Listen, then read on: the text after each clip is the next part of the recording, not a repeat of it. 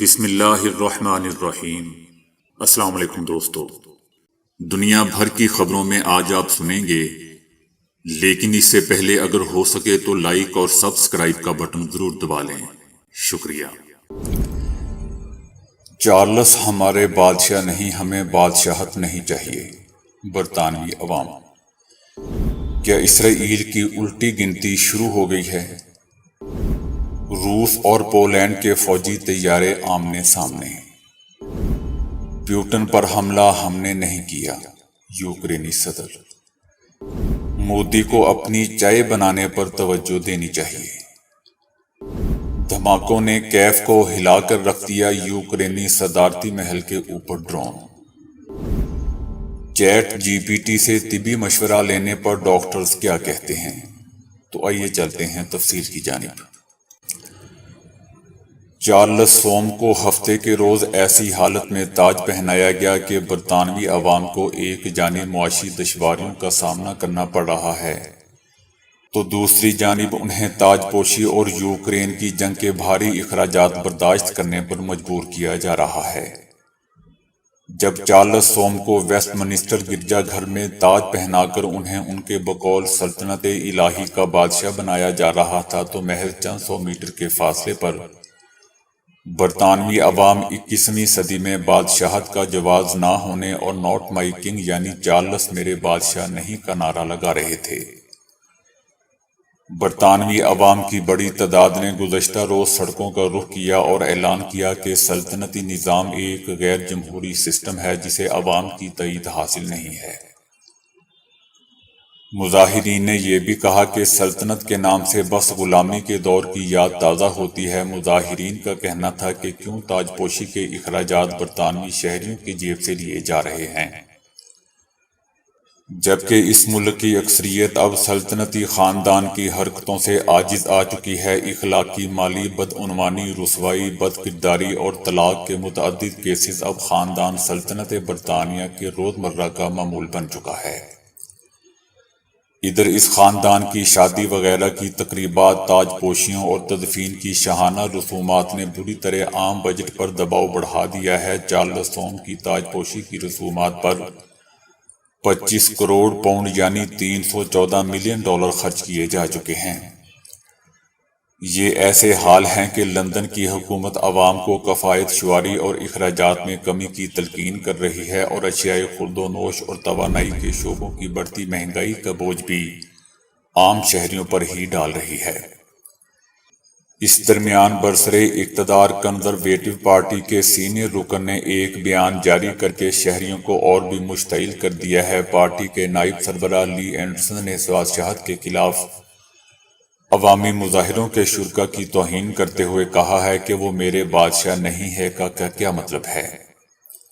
اگر آپ بادشاہی نظام سے چلنے والے ملک کے مخالف ہیں تو اس کا حل یہ نہیں کہ اپنے حماقت آمیز نعرے دہراتے ہوئے مظاہرہ کریں، بہتر حل یہ ہے کہ آپ اس ملک سے ہی نکل جائیں۔ اس سینئر رکن کا یہ بیان اس بات کا کھلا ثبوت ہے کہ برطانیہ کی حکومت کی بنیاد غیر جمہوری بنیادوں پر رکھی گئی ہے، جہاں مخالف رائے کو برداشت نہیں کیا جاتا۔ تازہ پولنگ کے نتائج سے معلوم ہوتا ہے کہ 58% برطانوی شہری موجودہ بادشاہ کے مخالف ہیں، جبکہ 51% کا کہنا ہے کہ سلطنتی نظام کو مکمل طور پر منسوخ ہو جانا چاہیے۔ برطانوی عوام کا کہنا ہے کہ ملک کے اعلیٰ عہدیداروں کا انتخاب عوام کی براہ راست ووٹنگ سے ہونا چاہیے۔ اعداد و شمار کے مطابق 20% برطانوی شہری خطے غریبی سے نیچے زندگی بسر کر رہے ہیں۔ برطانیہ میں مہنگائی کی شرح گزشتہ 40 سال کا ریکارڈ توڑتے ہوئے 13% کے قریب پہنچ چکی ہے، جس کا زیادہ تر بوجھ بھی عام شہریوں پر ڈالا جا رہا ہے۔ بتایا جا رہا ہے کہ اشیاء خورد و نوش کی قیمتیں گزشتہ 45 سال کی تمام حدیں پار کر چکی ہیں اور عام شہریوں کے زیر استعمال گیس اور پیٹرول کی قیمتوں میں کئی گنا اضافہ کر دیا گیا ہے۔ برطانوی عوام کے ٹیکس سے یوکرین کو دی جانے والی امداد کی مالیت 40 کروڑ پاؤنڈ پار کر چکی ہے۔ اسرائیلی حکومت کے داخلی امور کے ماہرین میں سے ایک ماہر نے اسرائیل کو درپیش پیچیدہ بحرانوں کے نتیجے میں درپیش خطرات کا تجزیہ کیا ہے، خاص طور پر اس حکومت کو سیاسی اسٹیبلشمنٹ اور وزیر اعظم کی سربراہی میں نئی کابینہ کی غلطیوں کی وجہ سے بحرانوں کو حل کرنے میں بہت سی رکاوٹوں کا سامنا ہے۔ جہاں صہیونی حکام اور حلقے اس حکومت کے اندرونی اور داخلی بحران کی گہرائی سے خبردار کر رہے ہیں، وہیں رپورٹس بتاتی ہیں کہ 20 لاکھ سے زیادہ اسرائیلی مقبوضہ فلسطین سے ہجرت کے لیے پاسپورٹ حاصل کرنے کے لیے لمبی قطاروں میں کھڑے ہیں۔ ان بحرانوں سے نمٹنے کے لیے اسرائیلیوں کی ارادی حکمت عملی کے بارے میں بہت سے سوالات موجود ہیں۔ صہیونی معاشرے میں سوال عام ہے کہ حکومت کے بہت سے چیلنجز کو حل کیا بھی جا سکتا ہے کہ یا نہیں۔ اس مقصد کے لیے گزشتہ ہفتوں کے دوران ماہرین اور موجودہ سابق حکام اور اسرائیلی سیکیورٹی کے درمیان ان بحرانوں سے نمٹنے کے طریقہ کار کے بارے میں کافی تنازع رہا ہے۔ حکام اسرائیلیوں کی رائے عامہ کو یقین دلانے کی کوشش نہیں کر رہے ہیں، بلکہ انہوں نے خبردار کیا ہے کہ اسرائیل ایک بحری جہاز کی مانند ہے جو ہنگامہ خیز پانیوں میں چل رہا ہے اور ایک سمندر میں موجود برف کے تودے سے ٹکرانے سے ڈرتا ہے۔ اسرائیل کے لیے اس خطرے کی سطح اس کے لیڈروں کی نامناسب کارکردگی کی وجہ سے بڑھ رہی ہے جو اس جہاز کو چلا رہے ہیں۔ روس کے جیٹ طیارے نے بحر اسود کے اوپر پرواز کرنے والے پولینڈ کے سرحدی فورس کے لڑاکا طیارے کو فضا میں روک دیا، جس پر ان طیارے کو رومانیہ میں ہنگامی لینڈنگ کرنا پڑی۔ روس کے لڑاکا طیارے نے بحر اسود کے اوپر یورپی یونین کی سرحدی ایجنسی کے لیے گشت کرنے والے پولینڈ کے طیارے کو روک لیا، جس کے نتیجے میں پائلٹ عارضی طور پر طیارے کا کنٹرول کھو بیٹھا۔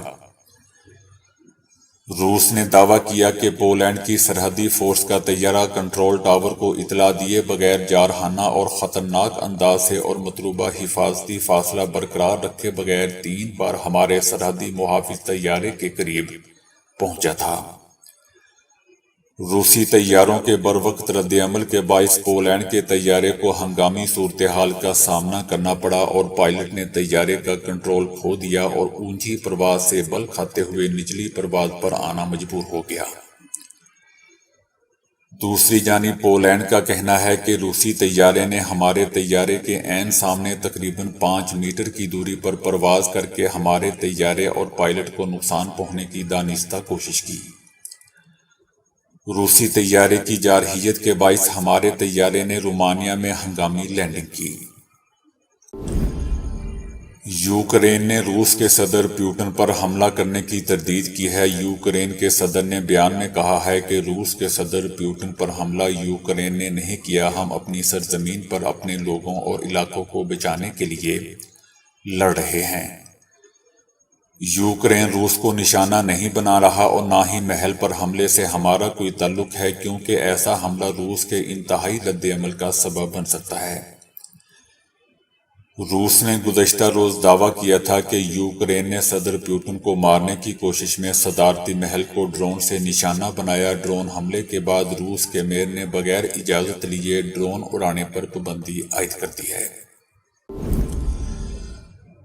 بھارت کے بڑے نیوز چینل پاکستان مخالفت جعلی خبروں اور بھارتیہ جنتا پارٹی کی آشیرواد کے لیے مسلمان مخالف پروپیگنڈے میں سب کو پیچھے چھوڑ رہے ہیں۔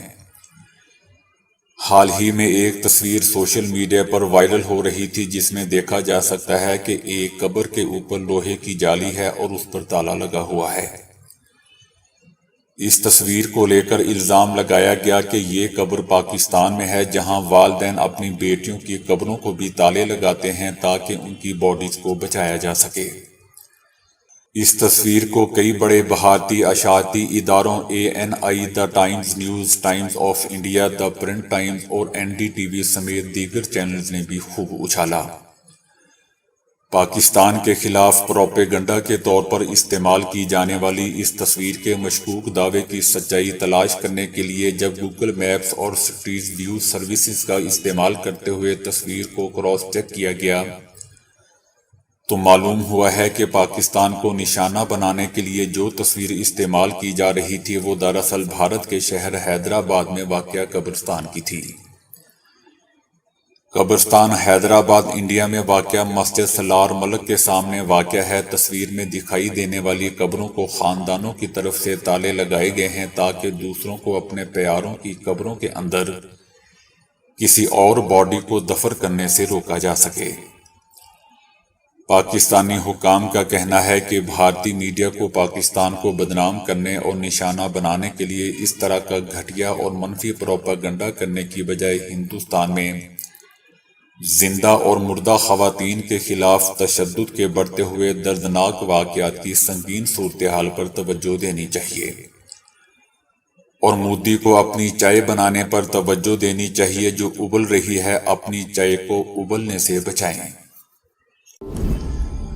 یوکرین کے دارالحکومت کیف میں دھماکوں کی آوازیں سنائی دی گئی ہیں جہاں سے فضائی الرٹ فعال کر دیا گیا ہے۔ یوکرین کے دارالحکومت کے آسمان پر ایک ڈرون دیکھا گیا ہے۔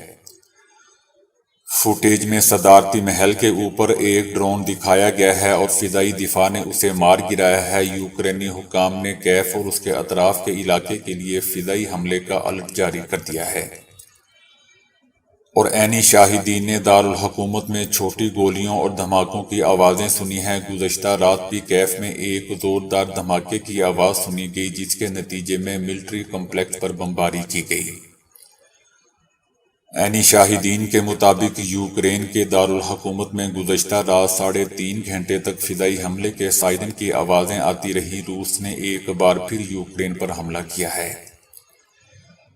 یوکرین کی فوج نے اعلان کیا ہے کہ اس نے روس کی جانب سے راتوں رات لانچ کیے گئے 24 ڈرون میں سے 18 کو مار گرایا ہے۔ ابتدائی معلومات کے مطابق فضائی دفاعی افواج نے دشمن کے تمام میزائلوں اور ڈرونز کو تباہ کر دیا ہے۔